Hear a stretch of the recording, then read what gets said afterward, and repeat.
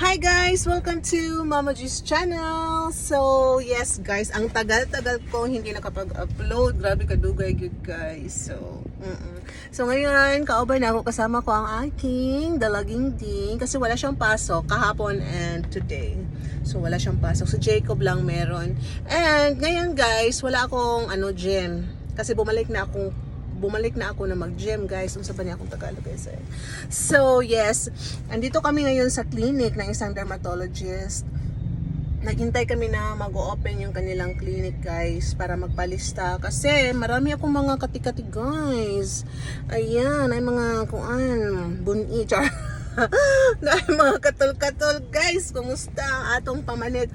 Pati dito, ayan, Makati dito. Tapos sa may tiyan.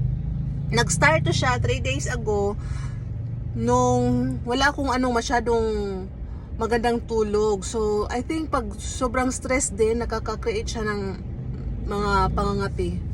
Yun yung naalala ko yung sinabi ni doktor. So, ngayon kailangan ko ng mga special na mga sabon or medicine para makatulog ako ng maayos kasi kagabi guys. Nakatulog naman ako pero panay pangate. Grabe siya.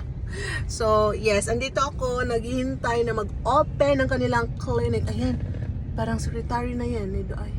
Ay, hindi pala. Kaso si Doc, mga 11 or 10:30 to 11 pa siya darating.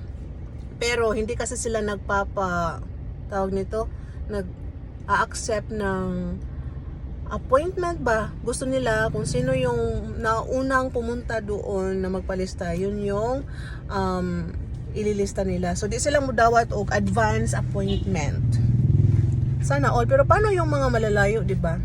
And kailangan ko ding ipa-appointment yung cousin ko na si Gel from Naval Biliran. So, I hope tanggapin nila or ilista nila yung aking pinsan. Kasi malayo yung Naval, guys.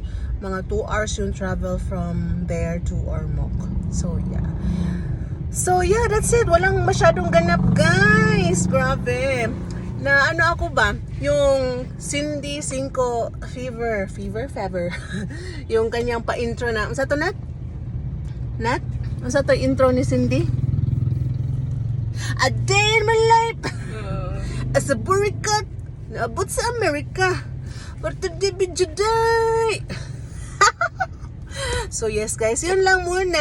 And yeah, see you again for my next vlog. Update lang si Mama G saglit. Bye!